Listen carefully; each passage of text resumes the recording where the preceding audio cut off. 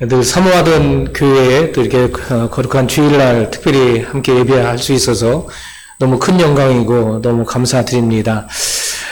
제가 좀 한국 사람인데 필리핀 사람 같죠? 한국에 온다고요. 오랜만에 온다고 이발도 했어요. 예, 거기서는 60페소인데 60페소면 한국 돈으로 한 1,500원?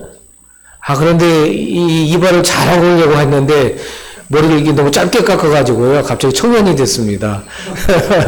예, 너무, 늘, 제가 아까 목사님 말씀하신 것처럼 필리핀에 제가 94년도에 갔습니다.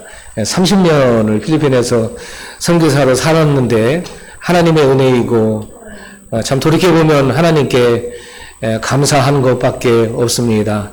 특별히 그 가운데서 우리 그 주사랑교회 또 우리 목사님께서 30년 동안 한 선교사를 위해서 계속 기도해 주시고 또 이렇게 선교사로 파송하고 협력하고 동역하고 후원하는 일이 어느 분에게 어느 교회에 이렇게 쉬운 일은 아니라고 생각합니다. 정말 저에게는 그 평생에 가장 감사하고 제가 받은 은혜 가운데 최고의 은혜이고 사랑입니다. 우리 목사님과 또한 우리 주사랑교회 모든 성도님들께 깊은 감사의 말씀을 먼저 드리고 싶습니다. 우리 한국교회에서는 어떻게 하는지 모르는데 저희 필리핀에서 그 사역지에 있는 교회들은요, 이렇게 먼저 그 예배 시작하기 전에 인사하거든요. 한번 제가 필리핀 선교사니까 필리핀식으로 한번 인사해 볼까요? 아주 쉽습니다, 여러분. 이렇게 같이 한번 인사하겠습니다. 마간당 우마가포 세인용낫 한번 해보실까요? 마간당 우마가포 세인용낫. 이 말은요, 정말 오늘 좋은 아침입니다 하는 뜻입니다. 한번 다시 한번 해볼까요? 마간당 우마가포 세인용낫. 잘하시네요. 잘하시니까 하나만 더 해보겠습니다. 마할 끼따 싸빵이 놓은 예수. 마할 끼따 싸빵이 놓은 예수. 예수에다가 심어 주면 됩니다. 다시 해볼까요? 마할 끼따 싸빵이 놓은 예수. 같이 옆에 분들 바라보시면서 마할 끼따 싸빵이 놓은 예수. 예수 그리스도의 이름으로 사랑합니다. 이랬더니 아유 잘하시네요. 필리핀 말로 하니까 어려운가요? 그럼 한국말로 짧게 해보겠습니다. 한국말로 같이 옆에 분들과 짧게 하겠습니다. 내가 세상에 태어나서 가장 잘한 일은 예수 믿고 구원받은 일이고 두 번째 잘한 일은 오늘 당신과 함께 하나님께 예배하는 겁니다. 짧죠? 네, 같이 한번 해보시겠습니다.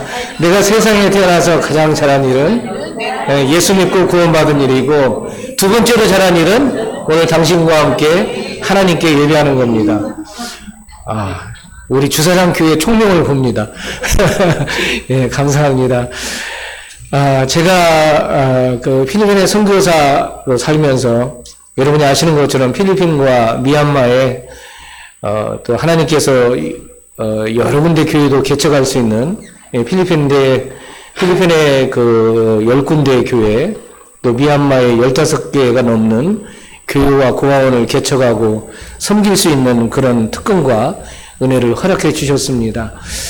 그런데 이게 30년이 지나고 나니까요, 이 30년이란 그 숫자가 저에게는 나름대로 참 이렇게 그 특별한 의미로 다가서는 것 같아요.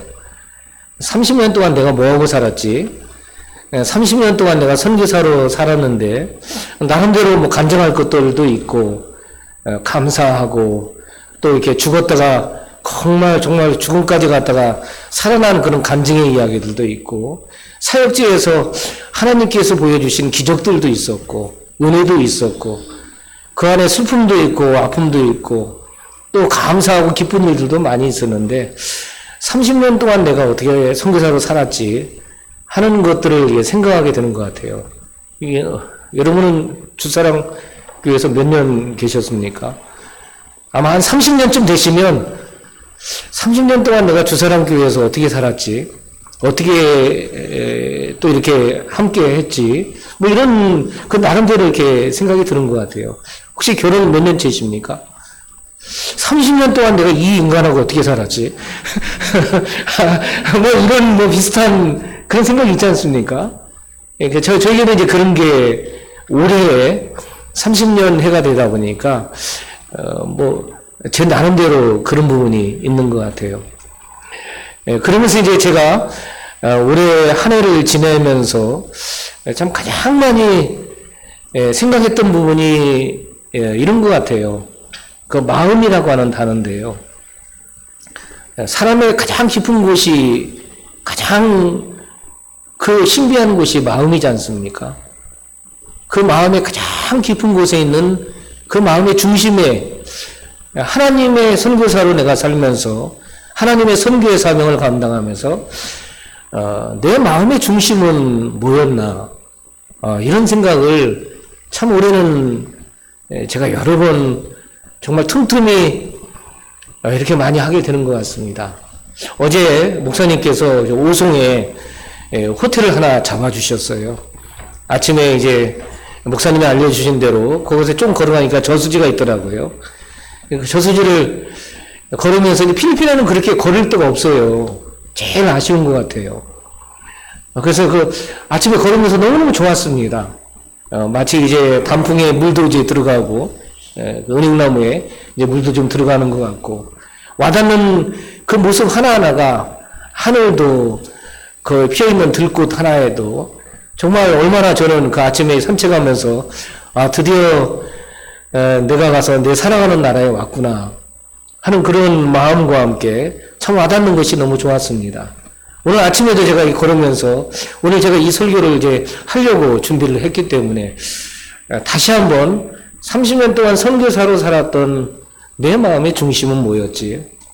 이런 부분들을 생각했습니다. 제가 오늘 여러분들과 함께 참 부족하지만 그 부분을 나누려고 하는데요. 특별히 이 예비소서라고 하는 말씀에 보면은 이 마음이라고 하는 단어가 중심으로 나와요. 사도 바울은 그 예배소서 그 3장에서 보면요. 3장 9절에 보면 이런 말씀이 있습니다. 영원부터 만물을 창조하신 하나님의 마음속에 감추어졌던 비밀의 경륜이 어떠한 것을 드러냈다. 여기 우리 한글 성경에는 마음이라고 하는 단어가 없는데 이게 원어에는 마음이라고 하는 단어가 있어요. 지금 사도 바울은 무슨 얘기를 하냐면요. 이 예배소 전체를 놓고 이렇게 제가 빨리 말씀을 드리면 이런 말씀입니다. 예배소 3장에서 시작하면서 이 사도 바울은 이런 얘기를 해요. 너희가 내가 써보내는 이 편지를 좀 자세히 읽어본다면 내가 무엇을 깨달았는지 알게 될 것이다. 그런데 1장 3절과 그 이하의 에베소 전체 흐름 가운데 보면요. 갑자기 사도 바울의 고백들이 튀어나와요. 찬송하리로다. 찬송하리로다. 막 감격이 겨워서요. 사실은 이게 튀어나올 자리가 아닌데 자기가 그리스도를 박해하던 사람이 그리스도를 배역하던 사람이 그리스도를 십자가에 못 박으라고 가장 앞장섰던 사람이 스데반 집사가 죽을 때 가장 앞장서서 그 돌을 던지고 기뻐했던 사람이 이제는 그 예수님을 다메섹 도성에서 만나지 않습니까? 그러면서 이 사도 바울이 자기의 삶을 돌아보면서 이런 얘기를 하는 거예요. 나 같은 사람이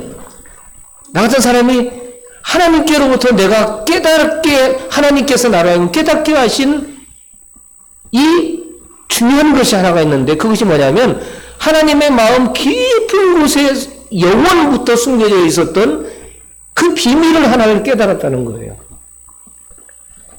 무엇을 깨달았다고요? 영원부터 하나님의 마음 가장 깊은 곳에 숨겨져 있었던 비밀이래요. 사도 바울은 이런 얘기를 합니다. 이 비밀은 지금까지 사도 바울이 살았던 그 지점까지 그러니까 창세로부터 구약의 어떤 시대, 어떤 예언자에게도, 어떤 선지자에게도, 어떤 사람에게도 한 번도 드러낸 적이 없는 그 비밀을 하나님께서 나에게 보여주셨다는 거예요. 그 비밀을 깨달았더니 이 글을 쓰면서 있지 않습니까? 순간순간마다 너무 감동해가지고 찬송하리로다, 찬송하리로다. 막 은혜가 넘치면 그러잖아요. 갑자기 뭔 얘기를 하다가도 예배 중간에도 갑자기 할렐루야 아멘 막 이러잖아요. 그런 감동으로 지금 이 얘기를 하는 거예요. 영원전부터 하나님의 마음 깊은 곳에 감춰져 있었던 비밀, 누구에게도 드러낸 적이 없었던 하나님만의 마음 중심에 있었던 그 비밀을 나는 깨달았다. 그러면서 이 말씀 속에 1장 17절에 보면요, 이런 말씀이 나옵니다. 1장 18절입니다. 너희 마음에 눈을 밝히사 그의 부르심과 소망이 무엇인지를 알게 하기를 원한다. 너희도 이 글을 읽으면서, 이 이야기를 들으면서 내가 깨달은 하나님의 영혼부터 감추었었던 그 마음의 비밀이 무엇인지를 너희의 영의 눈이 밝아져서 너희도 좀 깨닫기를 원한다. 오늘 이것을 함께 나누고 함께 깨닫는 그런 시간들이 되었으면 좋겠습니다. 이 비밀이 뭔지 아십니까? 두 가지입니다. 첫 번째는요, 1장 4절에 보면, 1장 4절, 하나님께서, 이 두 가지가 뭐냐면, 첫 번째는 뭐냐면요, 나를 구원하신 하나님의 그 구원하심의 섭리를 깨달아 알아야 된다는 거예요. 두 번째는, 제가 오늘 설교 제목으로 택한, 그리스도의 몸을 세우기 위해서 나를 세웠다는 것을 알아야 된다. 이 두 가지를 나는 깨달았다는 겁니다. 그러면서 여러분 이런 얘기를 합니다. 1장 4절에 보면요, 영원전부터 하나님께서 나를 택하셨다 하는 거예요. 이 사실을 깨달아라는 겁니다. 여러분 옆에 있는 분들 한번 이름 한번 불러보시겠습니까? 이름 한번, 옆에 있는 성도님들 이름 아시죠? 목사님 한번 불러보시겠습니까? 그런데 이렇게 불렀는데요, 반응이 없어.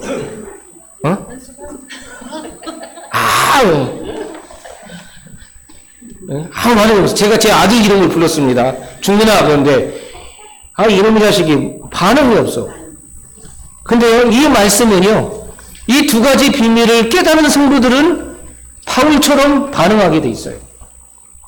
찬송하리로다, 송축하리로다, 감사가, 그 반응이 반드시 있어야 됩니다. 첫 번째가 뭐냐면요, 나를 하나님께서 구원하셨는데 어떻게 구원하셨냐면 1장 4절에 보면 영원전부터 하나님의 마음에 나를 구원하시기 위해서 하나님께서 계획하셨다는 거예요. 나의 구원이 지금 시간이 어디까지 올라가요? 여러분 이게 믿어지십니까? 저는 이 말씀을 읽으면서요, 저는 이 말씀이 믿어지지 않아서 사실은 몸부림쳤습니다. 나의 시간은 얼마나 유한됩니까? 내가 살고 있는 이 시간은 하나님의 영혼의 시간에 비하면 먼지만도 못한 시간입니다. 그런데 하나님이 나를 구원하셨는데, 나를 구원하시기 위해서 그 계획을 세우신 것이 언제부터냐면 이 말씀대로 하면 영원전부터예요. 저는 이 말씀이 지금 여러분 믿으십니까? 그리고 이렇게 영원전부터 나를 택하신 나를 위해서 하나님께서 어떤 일을 하셨냐면 1장 7절에 보면 이 영원전부터 택한 나를 위해서 예수 그리스도를 이 땅에 보내시고 그의 피값으로 나의 죄를 대속하시고 나를 구속하셨다는 거예요. 그리고 1장 14절에 보면 이렇게 예수 그리스도의 피로 구속한 나를 위해서 성령께서 오시고 성령으로 내 마음에 예수가 누구인지를 알고 예수가 누구인가에 대해서 반응하고 믿음으로 예수를 믿고 감사하는 인치심을 허락하셨다는 거예요. 여러분 이 말씀대로 하면은요, 사도 바울이 깨달은 하나님의 마음 깊은 곳에 감추어져 있었던, 그래서 이것을 깨닫고 나니까 막 견딜 수 없는 그 감동 속에서 하나님 너무너무 감사합니다, 찬송합니다, 이럴 수밖에 없는 그 비밀을 지금 사도 바울은 이야기하고 있는 거예요. 우리는 대부분이 이렇게 얘기합니다. 한번 장로님 나오셔서 간증하시겠습니까? 집사님 한번 간증하세요. 그러면요, 나의 구원에 대해서 얘기합니다. 저는 이렇게 예수님 만났어요. 저는 이렇게 설교 듣다가 말씀 공부하다가 기도하다가 하나님의 음성을 듣고 저는 이렇게 구원받았어요. 나의 구원을 얘기합니다. 근데 이 예배소의 말씀대로 하면은요, 나의 구원보다 더 중요한 구원이 있어요. 나의 구원이 뭔지 아십니까? 하나님의 구원이에요. 하나님께서 나의 구원을 위해서 창세전부터 계획하시고 섭리하시고 예비하셨답니다. 네? 그 부분을 에베소서 2장에서는 이렇게 고백을 합니다. 사도 바울의 고백이죠. 한번 여러분 성경이 있으시면 한번 보시겠습니까? 허물과 그 에베소 1장입니다. 2장 1절. 허물과 죄로 죽었던 너희를 살리셨도다. 허물과 죄로 죽었던 우리를, 예수를 전혀 알지 못하던, 하나님이 누구이신지 알 수도 없고 가까이 갈 수도 없는 그런 우리를 원천적으로 죄 가운데 있는, 그래서 이렇게 로마서 5장 6절에는 이런 말씀을 하죠. 우리가 경건치 아니할 때에 그리스도께서 기약대로 우리 경건치 않은 자를 위해서 오셨다 그러고요. 로마서 5장 8절에서는 우리가 아직 죄인 되었을 때 하나님께서 자기 아들을 이 땅에 보내심으로 말미암아 우리에 대한 자기의 사랑을 확정하셨다고 말씀하시고, 로마서 5장 13절에 보면 이러한 하나님과 우리가 원수 되었을 때 하나님께서 우리를 사랑하셨다, 그리스도를 통해서 말씀합니다. 여러분, 로마서 5장 6절에 있는 우리가 경건치 아니할 때, 5장 8절에 있는 우리가 하나님을 사랑하지 않고 또한 이제 이런 모든 상황에 대한 말씀이, 여러분 그게 무슨 의미인지 아십니까? 제가 여러분에게 한번 이런 질문을 드려보겠습니다. 여러분, 나사로가 지금 무덤에 묻혀 있습니다. 이제 죽어서 이미 썩은 몸에서 썩은 냄새가 납니다. 이미 그의 무덤이 봉인됐습니다. 제가 한번 물어보겠습니다. 여러분 대답 한번 해보세요. 나사로가 자기 자신을 위해서 할 수 있는 일이 뭡니까? 우리가 경건치 아니할 때, 우리가 죄인 되었을 때, 우리가 하나님과 원수 되었을 때라는 말은 그 의미입니다. 죽었기 때문에 자기를 위해서 아무것도 자기 자신을 위해서 할 수 있는 게 없어요. 허물과 죄로 죽어가는 것이 아니라 이미 죽었던 우리를 하나님께서 언제부터 구원하여 우리에게 영생의 하나님 나라의 영광으로 복주시기를 원하셨다고요? 영원전부터. 나의 구원이 아니라 하나님의 구원입니다. 나의 구원은 나는 이렇게 예수 믿어서 이렇게 구원받아서 자랑할 수 있지만요, 하나님의 나를 향하신 구원의 역사는 창세전부터 시작한 역사입니다. 산이 굽이굽이 흘러서 여기까지 닿습니다. 강물이 흘러 굽이굽이 하여 우리 앞에 옵니다. 그 산들보다 그 강들보다 더 오랜 세월을 하나님은 나를 구원하시고 택하시고 복주시기 위해서 달려오셨다는 겁니다. 여러분, 이게 믿어지십니까? 사도 바울은 이 사실을 발견했다는 겁니다. 여러분의 구원을 그렇게 보신 적이 있습니까?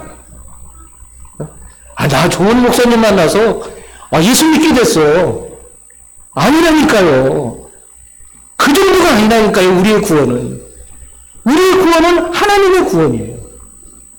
신비롭고 놀랍고 아름답고 현명할 수 없는, 감히 우리의 지혜와 우리의 생각으로 감히 생각할 수도 가늠할 수 없는 놀라우신 구원이에요.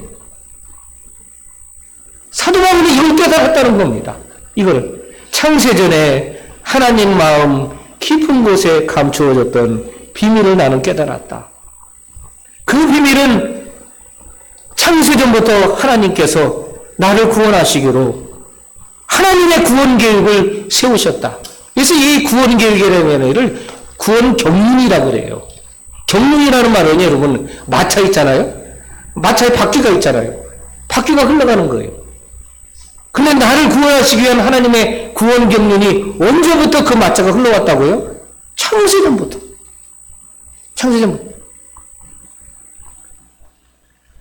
내가 예수 몰랐는데, 예수님이 어떤 분이신지, 왜 예수님이 십자가에 죽으시는지 다 몰랐는데, 그 사실을 깨달으니까 너무너무 감사해. 할렐루야. 근데 좀 그게, 성경의 에베소서가 말하는 우리의 구원은 그런 구원이 아니에요. 그런 구원이에요. 창세전에, 내가 모태에서 잉태되기도 전에 죄와 허물로 죽어 있었던 그때에 세상의 풍조와 세상의 문화와 죄에 물들어 있고 죄로 인하여 죽을 수밖에 없었던 그런 나에게, 마음의 중심의 어떤 한 부분으로도 거룩하신 지존자이신 하나님 앞에 나아갈 수 없었던 나에게, 그런 나를 위해서 하나님은 창세전부터 이 놀라우신 구원이, 하나님의 구원이 나에게 오신 것을 믿으시기 바랍니다. 반응해야 된다 그렇죠? 여러분 한번 반응하시겠습니까? 네. 하나님의 창세전부터 나를 아시고 나를 택하시고 하나님의 구원으로 나에게 복 주신 것을 믿습니다. 아멘. 우리 구원은 그런 구원입니다. 두 번째는요, 이 구원의 의미를 안 사람들은 두 번째가 이제 나와요, 여러분. 이제 이 말씀, 에베소 전체 안에서 이 두 가지라는 겁니다. 오늘 읽은 본문 말씀 한번 보여주시겠습니까? 이 말씀 속에 보면 두 번째가 나오는데요. 이제 이 구원받은 사람들은 한 가지, 하나님의 이 구원 경륜을 알았던 사람들은 함께 하나님의 마음을 알고 함께 참여하고 반응해야 된다. 무엇이냐면 그리스도의 몸을 세우는 자가 되어야 된다는 거예요. 여러분, 이 에베소서는 교회론에 대한 말씀이죠. 근데 여러분, 교회가 뭔가요? 두 사람 교회 하면 여러분 딱 뭐 떠오르십니까? 조치원 교회, 오승교회, 서울중앙교회 뭐 여러분 딱 뭐 떠오르십니까? 우리는 대부분이 그 건물과 그 안에 있는 사람들을 생각하잖아요. 근데 에베소서에 있는 교회는 그런 교회가 아니에요. 건물이 교회가 아닙니다, 여러분. 건물 안에 사람들이 모여 교제하는 것이 교회가 아닙니다. 에베소서에서 말하는 교회는 놀라운 교회 모습을 우리에게 보여줘요.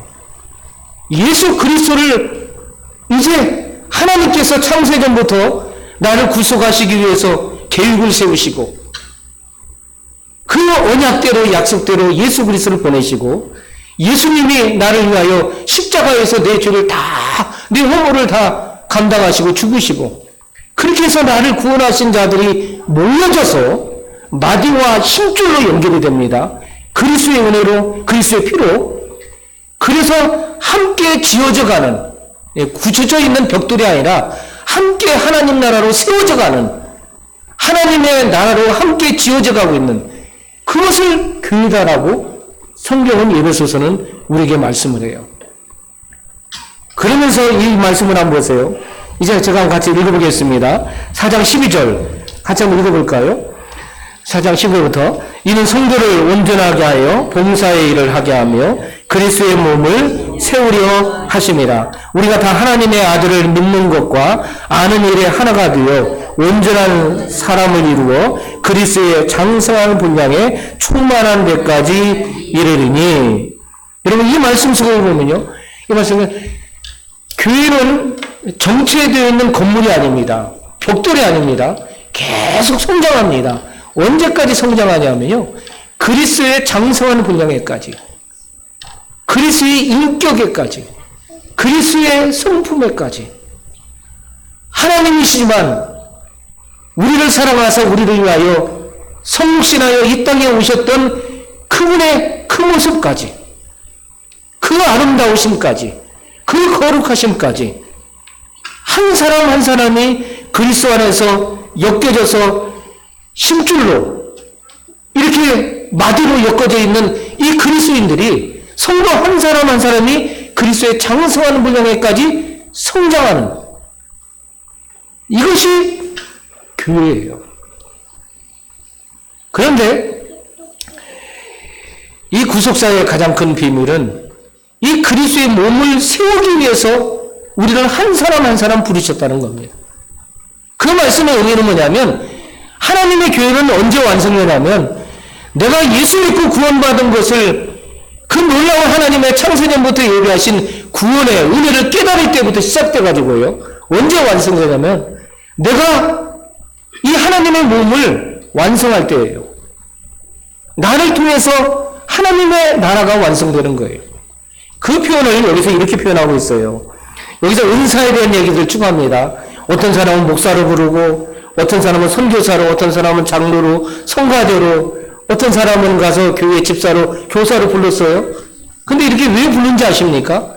한마디로 이런 표현을 써요. 12절에 보면 이는 성도를 온전하게 하여 봉사일을 하게 하며 그리스도의 몸을 세우려 하십니다. 세 가지가 나오죠. 첫 번째는 뭐냐면 성도를 온전하게 하며, 온전하게 한다는 말은요, 여러분 의학적인 용어입니다. 의학적인 용어를 쓰고 있습니다. 이게 의학적인 용어인데 뭐냐면 뼈가 부러졌습니다. 그러면 이 부러진 뼈를 위해서 어떻게 됩니까? 의사에게 가죠. 의사에게 가면 이것을 해서 뼈를 뭐 붙이든지 수술을 하든지 해야 되지 않습니까? 그죠? 그게 온전이라고 하는 단어입니다. 예수 그리스도를 만난 나를 통해서 아직 미약한 성도들, 아직 예수님을 모르는 사람들, 아직 예수 그리스도의 이 구원하심의 영광의 비밀을, 이 은혜의 풍성함을 깨닫지 못하는 사람들이 누구를 통해서요?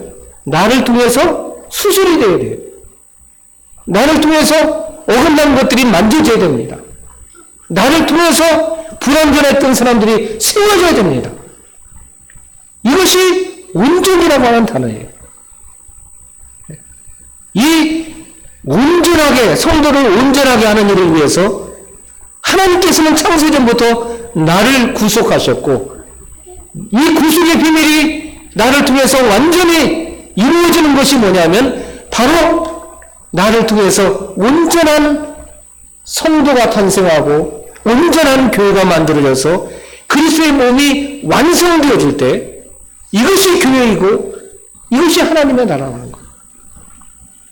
여러분, 나를 통해서 온전해진 사람이 있습니까? 나를 통해서 내 옆에 있는 지체가 온전해집니까?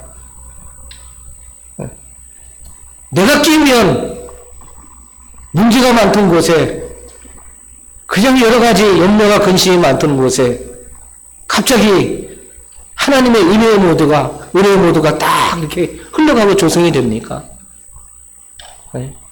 믿다가 실족한 사람, 또 여러 가지 상처가 있어서 눈물을 흘리며 그 눈물을 양식 삼아서 고통스러운 사람이 나를 통해서 온전하여집니까?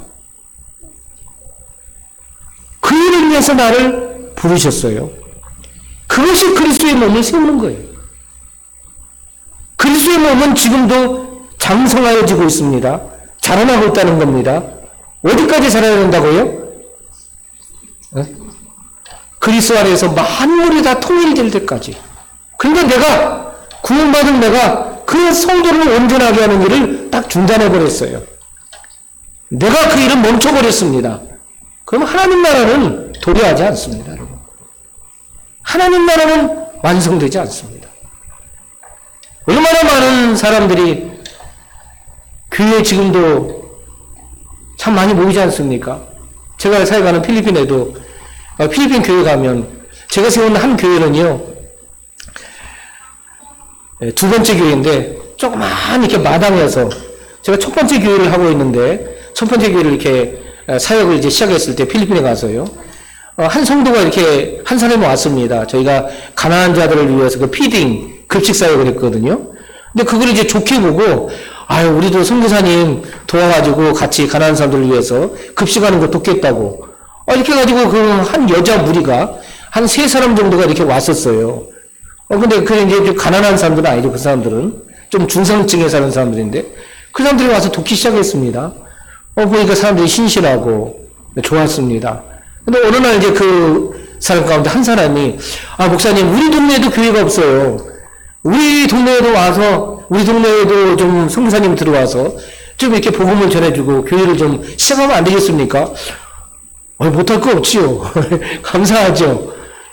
그랬더니 이제 그 부인이 자기 집 마당을 내놨어요. 그 마당이요, 꼭 요만합니다, 꼭 요만해요. 거기서 저하고 저희 집사람하고 그 부인 가족하고 이렇게 첫 예배를 드린 겁니다. 그런데 한 3년 됐죠. 3년 전에 그 교회에 기념 예배를 드렸습니다. 기념 예배 드릴 때 900명 모였습니다. 900명. 큰 홀을 빌려서 기념식을 했는데요. 그렇게 성장을 하고 감사를 했습니다.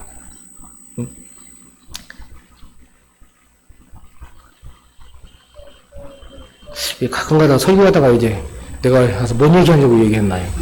지금 그 순간입니다. 이게 필리핀에 오래 살면 다 이렇게 됩니다. 다시 한번 말씀드리면요. 여러분, 우리에게 여러 가지 감정이 있을 수 있습니다. 감사함이 있을 수 있습니다. 근데, 아까 제가 말씀드렸던 이게 사도 바울이 지금 고백하고 있는 거죠. 저는 이 부분을 정말 이 마음을 품고 내가 사역을 했는가 생각을 하는 겁니다. 그냥 사람들에게 이렇게 복음을 전하고 그 속에 기쁨이 있죠, 물론. 간증도 있습니다. 근데 나는 정말 이 놀라운 하나님의 마음을 품고 나는 사역을 했던 선교사인가. 한 영혼이 하나님이 얼마나 귀하게 여기시는지, 그리고 나 같은 사람을 통해서 한 사람이 예수 믿고 구원받아서 그 사람이 무려 그리스도의 장성한 분량에 이르기까지 그 아름다움으로 세워지는 일을 나에게 맡기셨는데, 그 사명에 그 아름다움이 얼마나 위대한 것인지 나는 그 마음을 품고 살아가는 그런 선교사였는가. 때로는요, 건물 짓는 것에 너무 바쁘고 그냥 성과 뭐가 보이기 위해서 그냥 사람이 모이는 것에 이렇게 신경을 참 많이 썼던 것 같아요.